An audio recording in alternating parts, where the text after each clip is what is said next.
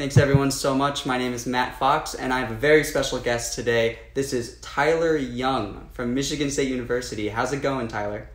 Hey, it's going great. How are you? I'm great. So tell us a little bit about yourself. You know, what are you doing during quarantine right now? How have you gone to school? Like, just a little bit of background. Yeah, absolutely. Again, I had mentioned this before we had started, the actual podcast. But I just wanted to say thank you for doing this. This is really cool on your behalf. This is a great use of our time, when we're not in school, like doing the grind that we normally do. And so on behalf of me and everyone else who you've interviewed and who have listened to your interviews, thank you, Matt. Thanks so much. This is really cool. But yeah, for those who don't know me, my name is Tyler Young. I am a North Carolina native. I went to school at first the University of North Carolina at Greensboro for freshman and sophomore year. And then I transferred about halfway through that degree to start my junior year at Florida State University. Go Noles. And then I finished that degree, did my master's up with Professor Joe Luloff at Michigan State University, where I was like, hey, I love this so much, I want to stay for a doctorate. And bada boom, bada bing, here we are doing the doctorate as well. Excuse me, man. So I really appreciate you having me on, and this is great time to kind of like do this kind of thing, Yeah. So thanks. Yeah, thanks so much for coming on. Would you mind telling me a little bit about some of your past influencers, some of your teachers that you hold dear to your heart, people that have been really important to you? Absolutely. Okay, so my story is a little bit different. I think I started when I was in high school with a clarinetist from the West Point military band. Oh, cool. His name is David Newton.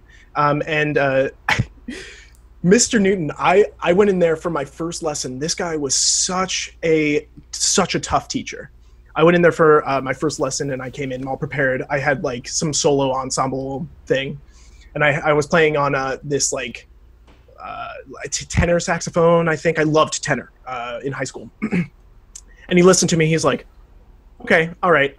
So what do you want to do? And I was like, oh, I really want to perform. And, I'm kind of like, ha ha, hee hee, And so I'm like, I really want to play. And he's like, I don't know, man. Like, I don't think that you've, you need to work really hard, And I was like, all right. He's like, okay, come back next lesson, have these things prepared, and we'll revisit this question again. So guess what I did? Went home, didn't touch the horn because, playing Super Smash Brothers Melee was way more important. And so I came back for my next lesson. I was just kind of like, whatever. They were expensive, $40 an hour. So I was like, oh, well, I'm not directly paying for them. So, Right. So I came back, and he was like, all right, let's see what you got. And I played, and he let me play all the way through. And I just sat there afterwards, and he goes, pack your stuff up, call your mom, you're going home. We're not doing a lesson. You're going to pay me $40 and you're done. You're not taking this seriously. You're out. And so my second lesson, I was kicked out. Oh my, I think I remember you telling me this. You told me this at some point before. Yeah. Oh my God. And oh man, my personality is one of those where that just lit a fire under my butt, like so hard. I went home, I was crying, I was sobbing. I was like, I can't believe you did that. And my mom, she's pretty much like, she's the strict parent. And she was like, don't do it. Don't, you deserve that. This was my money that we paid for you. You deserve that, And I was just sobbing, and I was like, I really want lessons. I wanted to make a decision there to work harder. Right. And I did. And so here we are. I then went to University of North Carolina at Greensboro. I studied with Steven Stusek and Shin Gao. And that was a monumentally positive time. Oh my gosh. I met one of my closest friends. His name is Hunter Bacchus. He plays in noise, alto chair. And I remember this one moment while I was at Greensboro. It was during my freshman year. And I thought, I was back then, I was playing Eat Bear for the first time, and that was cool. Now, like, Matt is coming in, and like other students are coming in and just shredding and laying it down. And so I'm like, wow, that's amazing. Times have changed. But I came in, I was playing Eat Bear. I thought that I was kind of like hot stuff. And I remember having these kind of like anxieties, you know, like a little bit of like, maybe it was with me. Hunter was such a nice guy. He never projected anything on me, but I was kind of like friendly competition, you know? And I will never, ever, ever, ever forget this. We were in the organ hall. Hunter, it was a studio recital. And this was the end of freshman year. Hunter was playing the Creston Sonata. And he played the entire thing, which I thought was really cool at the time. Because I had been working on Creston Sonata since high school. And so I was like, man, I can't wait to hear this.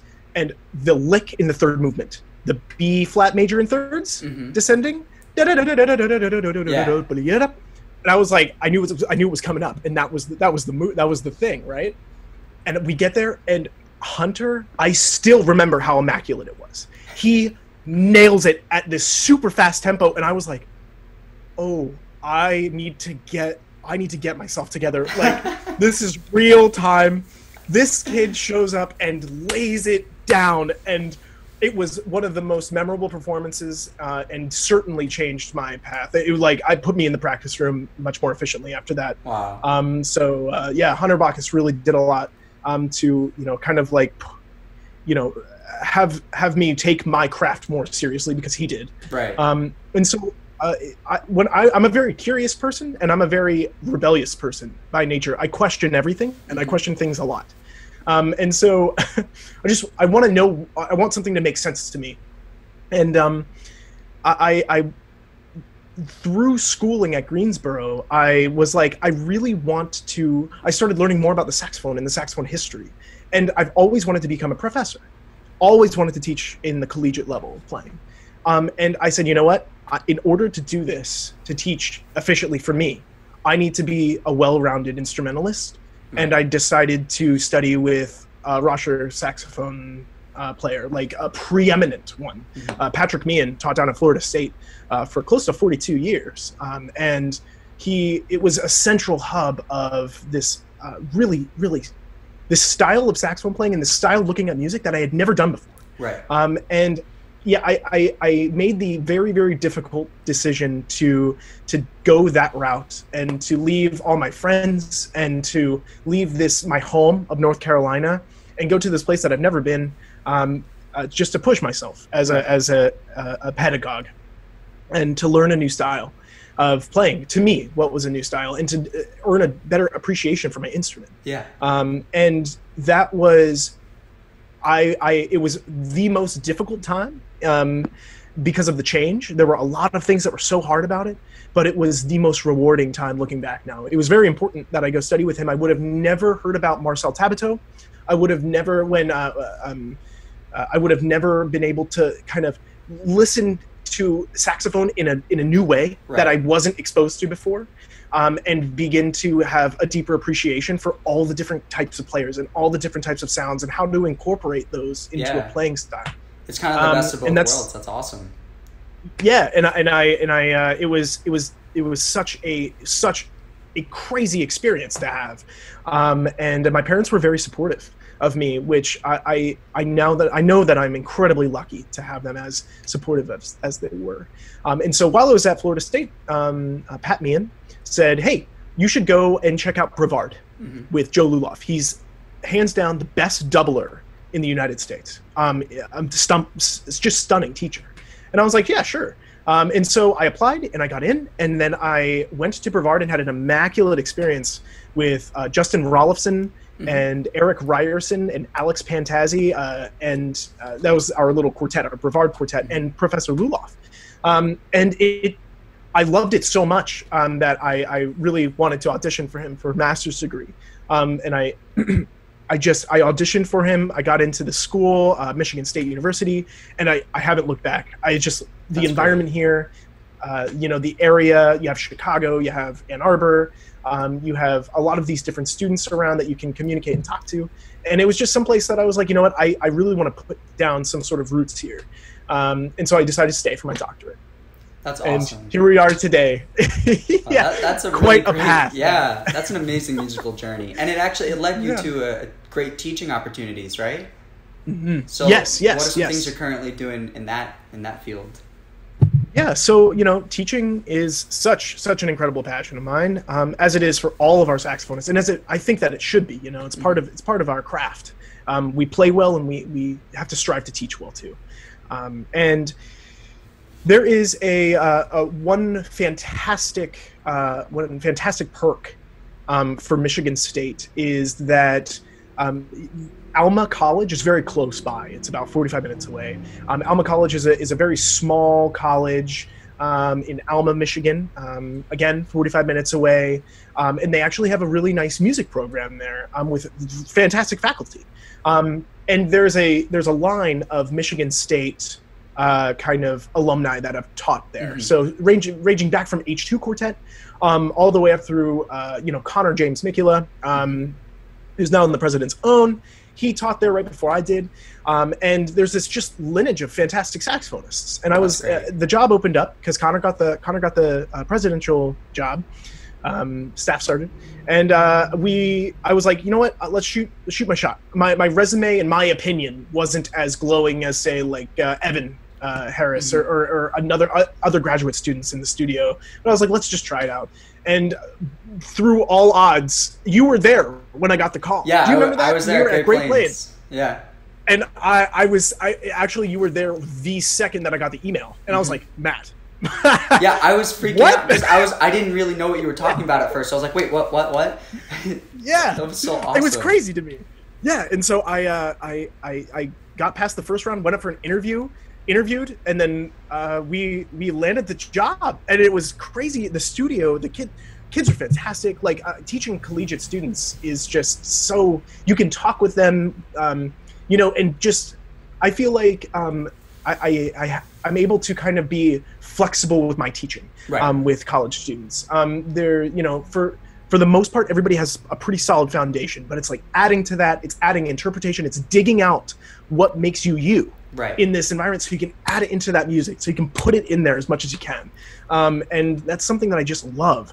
And so right now, the studio, it's looking kind of interesting because of the outbreak for next year. But as it stands, I think we're going to have 6 students in the studio. That's great. Which is really crazy. We had 3 students in the studio this past year, and now we're doubling that effectively. And the goal is Navy Band Symposium. I want to take a quartet to Navy Band from Alma. And so, if anybody who's listening is going to be at Navy Band, hopefully, if it happens, I will be there. So. There you go. See you. And we'll meet up. And the kids are fantastic. They are incredibly bright, incredibly curious. Each of them have their own different styles of which they learn the best. And it's so fun just finding that and digging into it. I have kids that are really quiet in lessons, but that respond really, really well to keep doing it, keep going over it, refine it in the lesson. And I have kids that really respond well to, all right, you have the material, go home and do it, now come back and then present. They like to do it on their own, and everywhere in between.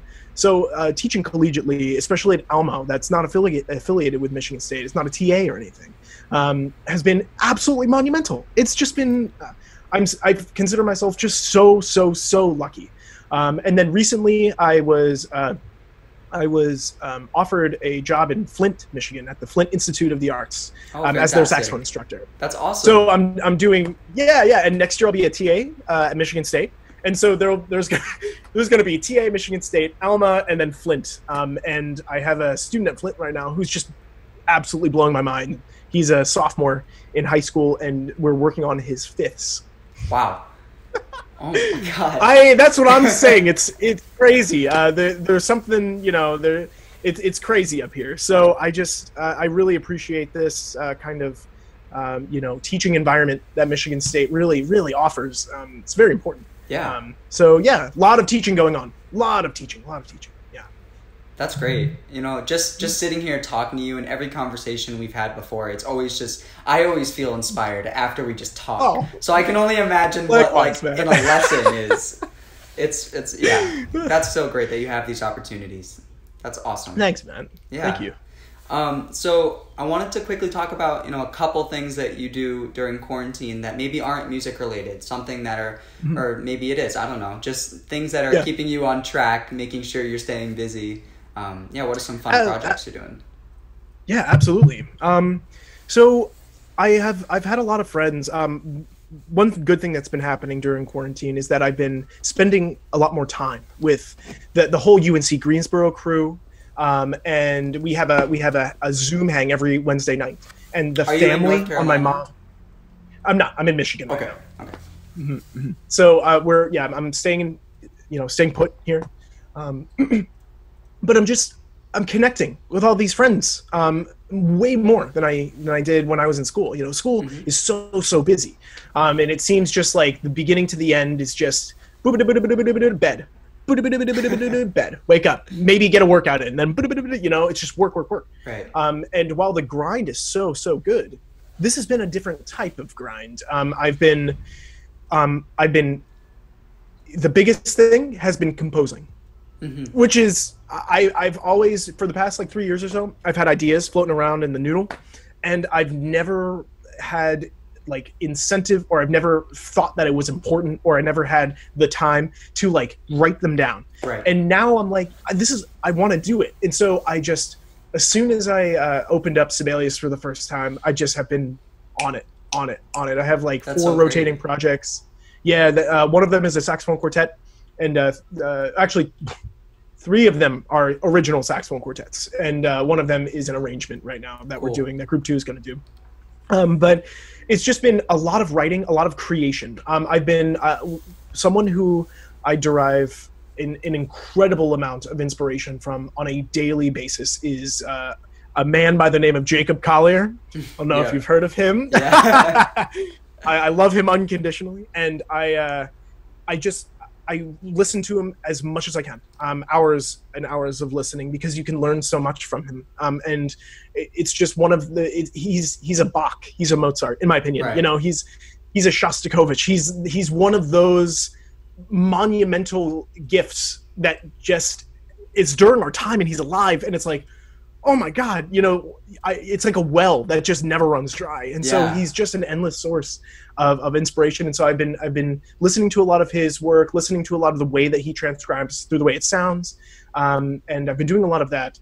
I've been participating in a lot of eating of bread that a housemate is making. His name is Charlie Chadwell. And Charlie has been making sourdough bread on the regular. Have I gained weight? I'll never tell, but I've been thoroughly just like this break. I've been, sometimes I get up and like 2 days ago I was working for like 9 hours on this transcription, just straight, just boom, and just working on electronic components, working on, of course, I'm working on a Rachmaninoff cello sonata on the baritone, and I'm working on Paganini on alto. And I'm working on Jennifer Higdon on soprano. So there's a lot of musical stuff that can go on. Just, I'm teaching still the student at Flint every Tuesday. So it's keeping my teaching chops, up. Great. And yeah, it's just been really, really busy with, keeping up with friends and to keep musicking, as much as I can. And it's anything in life worth fighting for is going to be imbalanced. You're going to spend a lot of time doing it. Yeah. And so I've just been really heavily into my music making right now. And right now I keep being inspired to do it, so I keep doing it. That's awesome. That's great. I wanted to talk a little bit about your chamber ensembles that you've been a part of the past couple of years, or Group 2, and I know you're in a trio. Yeah, absolutely. So I have been in many different chamber groups throughout my collegiate tenure. Group 2, everybody just really hit it off. we all came into the rehearsal and we're all joking around, and everybody has our personalities, and everybody has the way that our personalities work really well with each other. Evan and Eric tend to be a little bit more reserved, and they tend to be, like, all right, let's do this, let's get this done, blah blah blah. And Adam and I tend to be a little bit more like rammy, as my mom would say, a little bit more like on top of stuff and just like overt. Yeah. And so it's like it seems to be yin and yanging right now, which is really nice. We're taking this thing really as seriously as we can. And Evan's doing a lot of transcription work.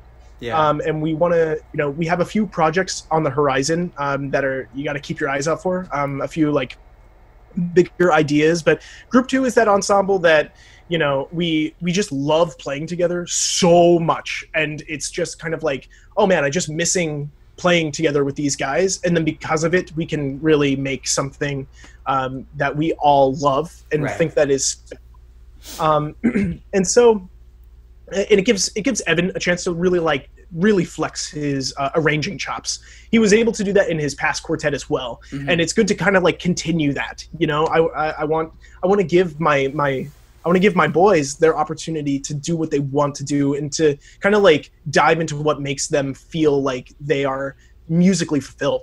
And that's something that's really important to me.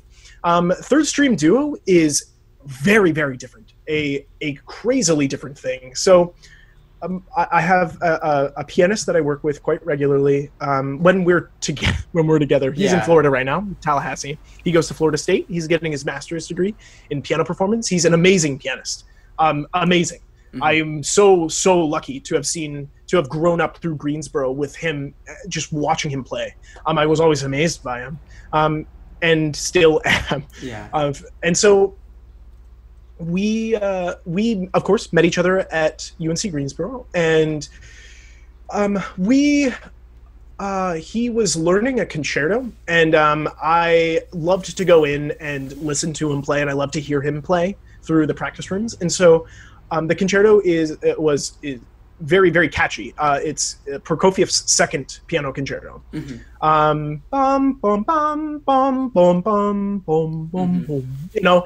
Really, really beautiful melodies all over the place. It's insane how it's inundated with such beauty. And so they were earworms. And as a kid who was really curious, I would always just try to learn, how they would sound on saxophone.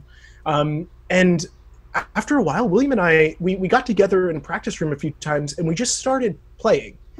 Not with any piece in mind, we did play some works together, but we just started playing and improvising in this classical form, and this like, I say classical, this kind of like Western music notated form, and different kinds of styles that we wanted. Like, could we improvise authentically and something that was convincing?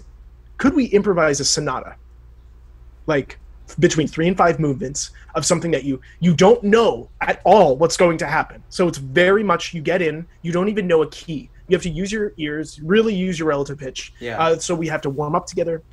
I have to know what his A sounds like, because I can tell you, I know, when William plays, I know his touch really well, just by listening so deeply to this improvisation.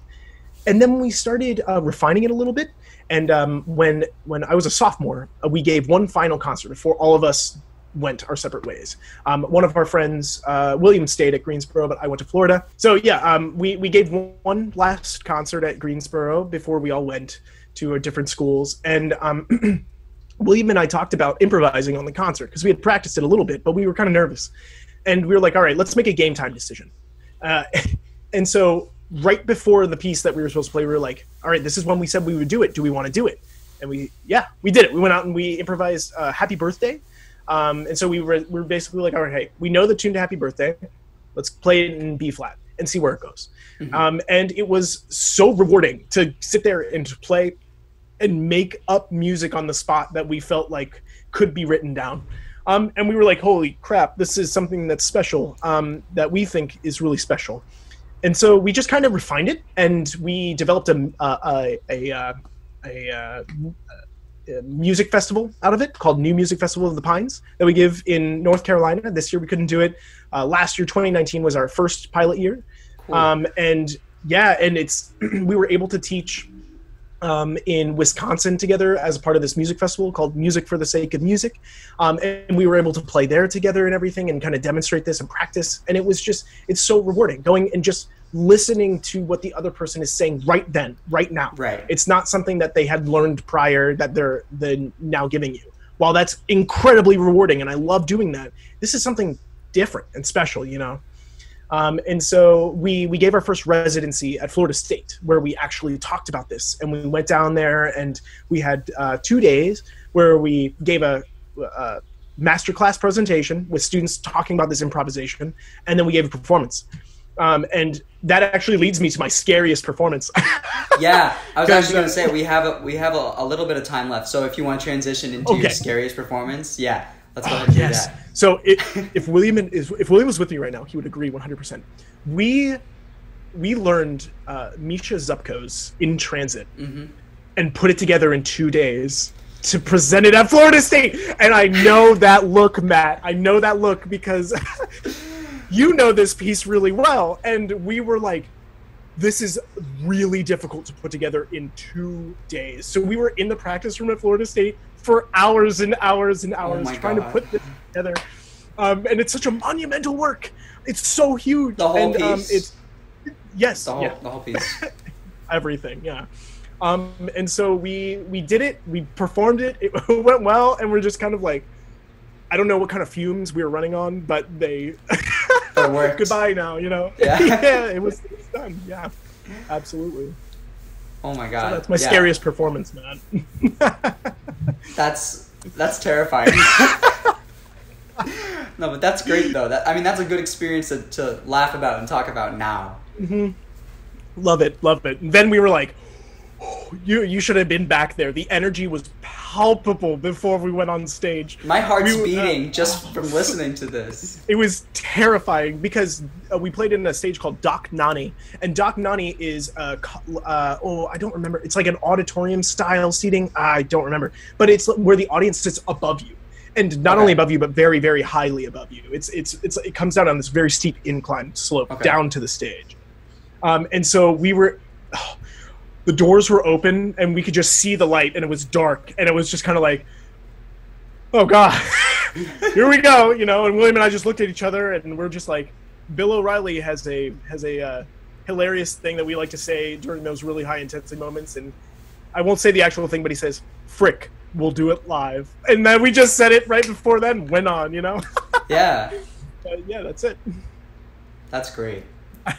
You know, I'm still thinking about what you said a couple minutes ago about how it's really important for everyone in a chamber ensemble to feel like they're fulfilling their musical journeys, their own musical purposes. And I just wanted to briefly touch on, you know, my experience and my quartet's experience. Helios, our alto player, Tanner Bayless, he expressed concerns at the end of this year about remaining in the ensemble with the time commitment and everything. He's actually a sophomore music composition major at ASU.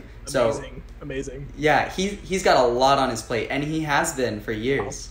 And it was really nice of him to be honest with us and open up and say, hey guys, I got to follow my path.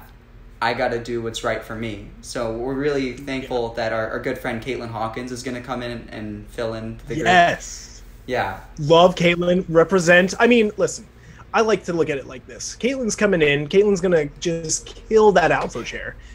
Once in Helios, always in Helios, though. Exactly. Come on. You never really leave. You know, he's always going to be here, right here, you know? Exactly. And you know, a performance to him. We have a in residence arranger and composer, right there. It's perfect. It's perfect. You know, you can't ask for more. Commission him. You know. I know exactly. Perfect. Yeah. Yeah. All right. Well, it's about that time. Do you have a read? Did you pick out a read for us? I do have a read, and this is my read case. Okay, I have a PSA for all saxophonists. Dr. Stephen Page recommended this read case, and it came in 5 weeks ago. I have never been in love with a reed case before, but this reeds and stuff, it's European, it's very German. Only the coolest reed case in all the companies in Europe. It has a violin-looking humidifier in there, and it holds 10 reeds, which is insane. And it's very mold deterrent. And I have a reed in here. That was my quick shout out to Dr. Page. If you're going to be listening to this. I do have a reed in here, and it's funny because after I got this case, my reeds started working better. So I'm going to pull it out because it's just older, and it just doesn't want to have the response that I need it to have anymore. It's just too bad. But here it is. Is that an alto reed? 413. Yes, sir. Yeah. She's my 413 reed, and this is how long I've had her. Can you see that? Oh, for the folks at home? So all the dots represent. I've actually had her for longer. The lines represent the break-in period. And my break-in period is however many lines it takes to get from one side to the other. So if it passes that, it's a good read. So it did pass that, but now she's losing her time. I know. A moment of silence for her. Salute to the read. Salute to the read. So how do you want me to do this, Matt? How do you want me to do this? Any way you want. You know, you could do it carefully, gently, or you could, you know, whatever you please. Can I have just one moment? Is this? I'll turn away. You've done everything you can. All right, here it goes. Here it goes. Here it goes. Ready? 3, 2, 1.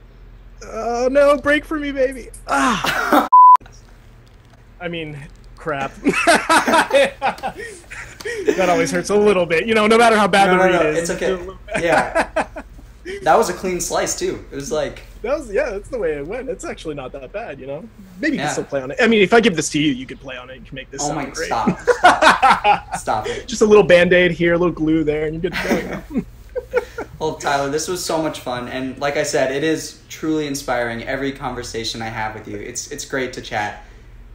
Likewise, Matt. Likewise. Absolutely. Yeah, and you know, I hope to get Group 2 on here too, so I'm sure the channel will see you again. We're biting at the bit. Yeah.